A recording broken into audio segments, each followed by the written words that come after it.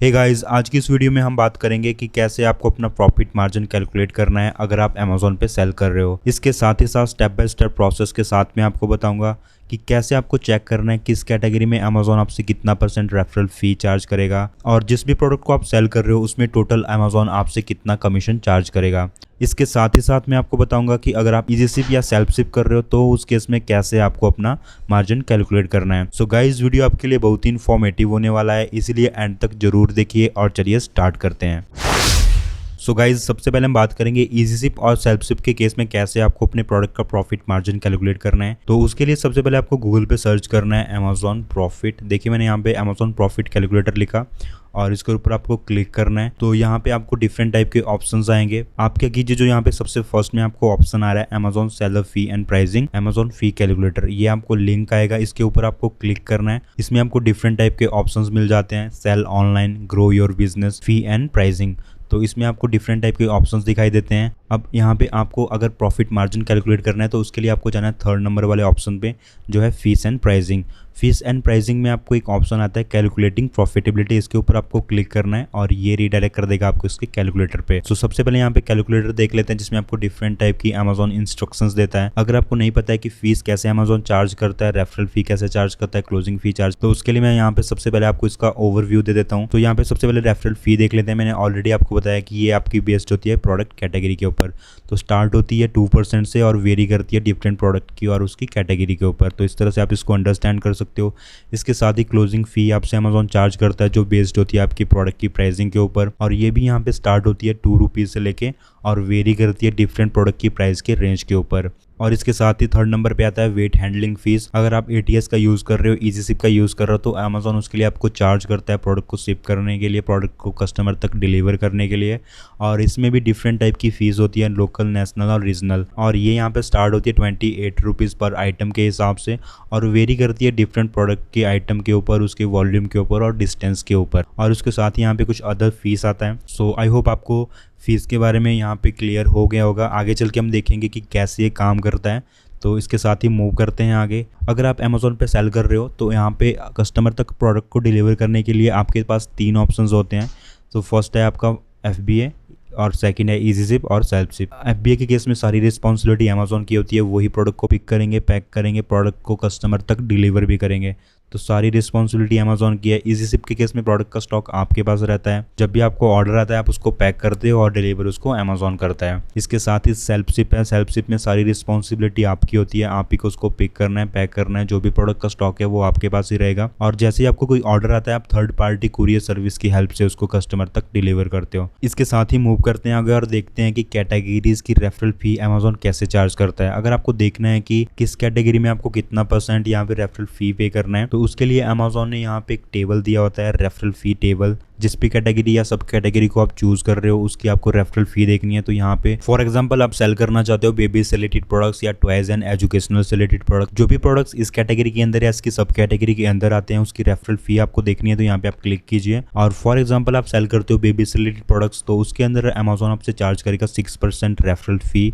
अगर आप सेल करते हो बेबी हार्डलाइन, स्विंग, बाउंसर्स, या फिर आप सेल करना चाहते हो बेबी रूम डेकोर से रिलेटेड प्रोडक्ट्स या फिर baby car seat and accessories से रिलेटेड प्रोडक्ट, जो भी प्रोडक्ट्स इन सब कैटेगरीज के अंदर आते हैं उसमें आपसे अमेज़ॉन चार्ज करेगा 8%। इसके साथ ही अगर आप सेल करना चाहते हो ट्वाइस, तो यहाँ पे देखिए आपको अमेज़ॉन चार्ज करता है 9.5% रेफरल फी। तो इसी तरह से यहाँ पे डिफरेंट कैटेगरीज हैं, उनकी सब कैटेगरीज हैं, उसके हिसाब से यहाँ पे रेफरल फीस दी गई है। फॉर एग्जांपल यहाँ पे मैं सेल करना चाहता हूँ होम स्टोरेज से रिलेटेड प्रोडक्ट्स, तो यहाँ पे आप देख सकते हो इसके लिए अमेज़ॉन मुझसे चार्ज करेगा 13% रेफरल फी। तो इस केस में आपने क्या करना है, इसको कॉपी करके रखना है। इसके साथ ही मूव करते हैं आगे। यहाँ पे आप डिफरेंट टाइप की कैटेगरीज हैं, इनको भी यहाँ पे आप देख सकते हो।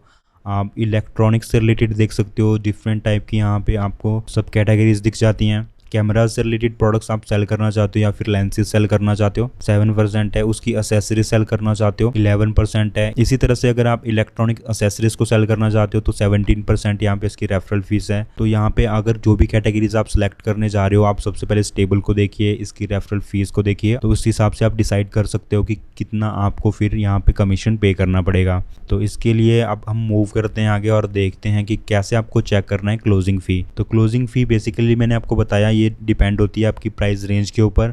फॉर एग्जांपल आपने FBA किया है और FBA में आपका प्रोडक्ट अगर सेल कर रहे हो, उसका प्राइस है 0 से लेके 250 रुपये के बीच में, तो यहाँ पे अमेजोन आपसे 25 रुपीज़ क्लोजिंग फ़ी चार्ज करता है। अक्रॉस ऑल कैटेगरीज हैं, चाहे वो आप होम एंड किचन में लिस्ट कर रहे हो या फिर आप लिस्ट कर रहे हो स्पोर्ट्स एंड फिटनेस में या फिर आप लिस्ट कर रहे हो इलेक्ट्रॉनिक्स में। तो उसके केस में अगर आपके प्रोडक्ट का प्राइस 0 से लेके 250 के बीच में रहता है तो यहाँ पे अमेजोन आपसे चार्ज करेगा 25 रुपीज़। उसी तरह से अगर आपके प्रोडक्ट का प्राइस यहाँ पे 251 से लेके 500 के बीच में है तो 20 रुपीज़ आपको क्लोजिंग फ़ी पे करनी है, और 500 और 1000 के बीच में 15 रुपीज़। और इसके साथ ही अगर आपके प्रोडक्ट का प्राइस 1000 से ऊपर है तो उस केस में आपको यहाँ पे अमेजोन चार्ज करता है 30 रुपीज़ क्लोजिंग फ़ी।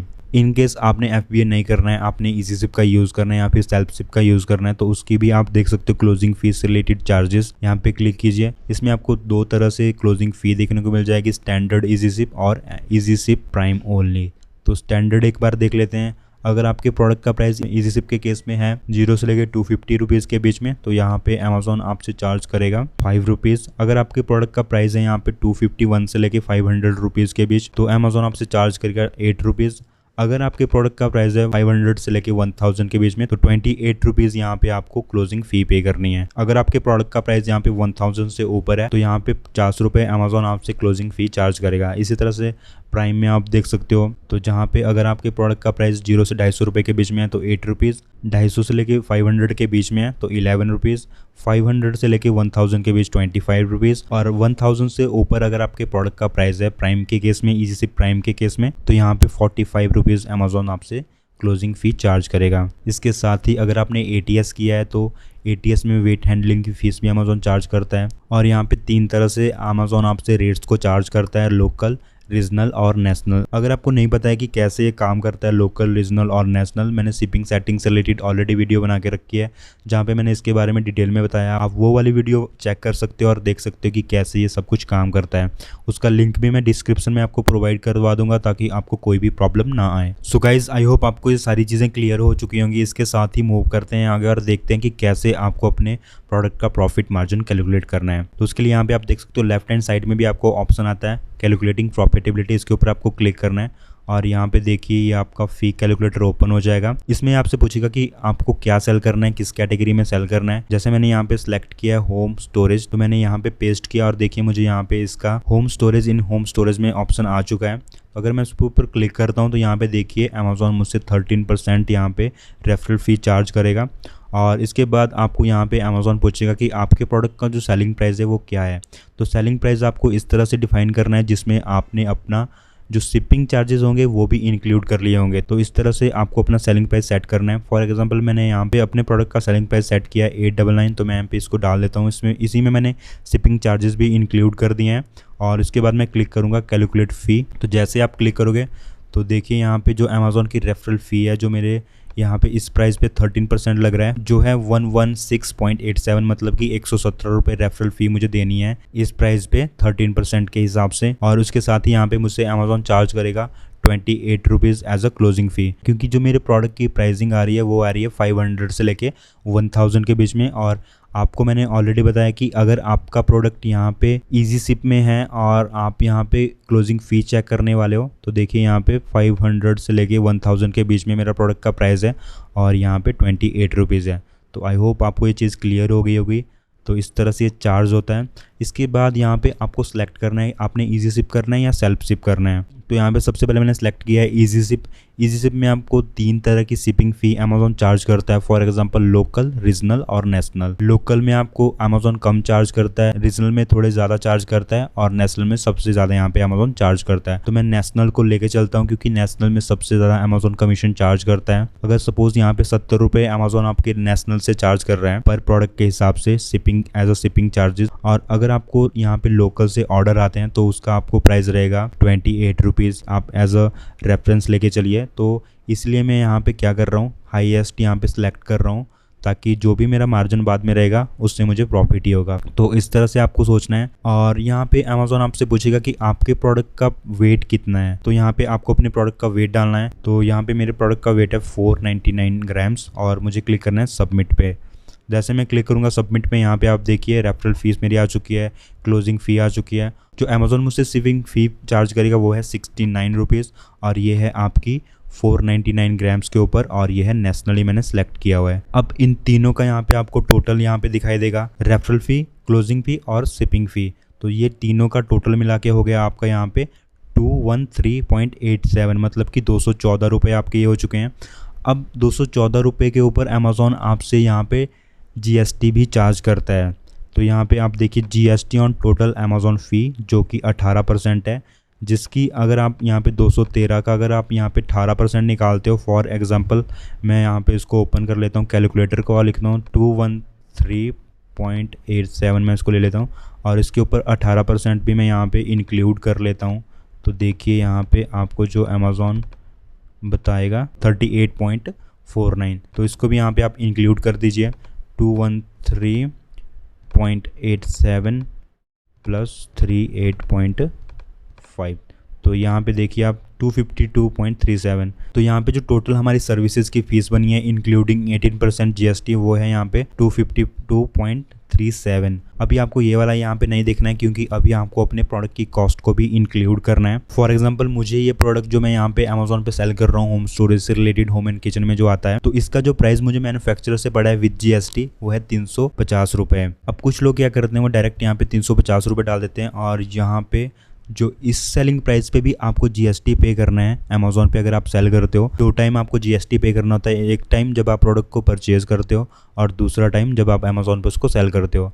तो वो भी मैं यहाँ पे इंक्लूड कर दूंगा। तो उसके लिए मैं क्या करूँगा, यहाँ पे जो मुझे यहाँ पे सेलिंग प्राइस पे भी 18% जीएसटी देना है, तो इस तरह से आपको ये निकालना है, जो भी आपका सेलिंग प्राइस होगा इंटू जो भी आपका यहाँ पे 18% जीएसटी आएगा वो भी इंक्लूड कर दीजिए।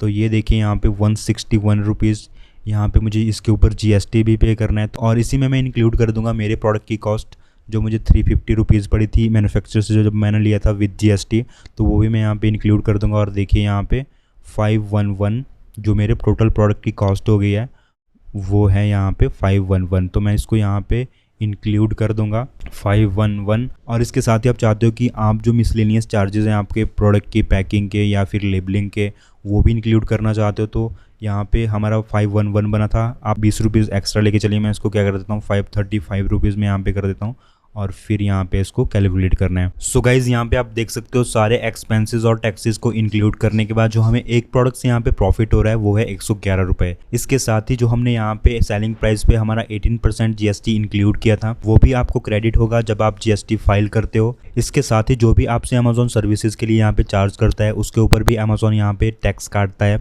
तो यहाँ पे इसके लिए अमेज़ॉन आपको टीडीएस सर्टिफिकेट देता है जिसके ऊपर आप जीएसटी फाइल करके भी उसका क्रेडिट ले सकते हो। इसके साथ ही यहाँ पे एक और बात मैं आपको बताना चाहूँगा, जो यहाँ पे शिपिंग मैंने रेट सेलेक्ट किया था वो किया था मैंने नेशनल, और मेरे प्रोडक्ट का यहाँ पे वेट था 499 ग्राम्स, तो उसके ऊपर अमेज़ॉन मुझसे चार्ज कर रहा था 69 रुपीज़। इन केस आपके प्रोडक्ट का जो वेट है वो 500 से ऊपर हो जाता है, 501 ग्राम है आपके प्रोडक्ट का वेट।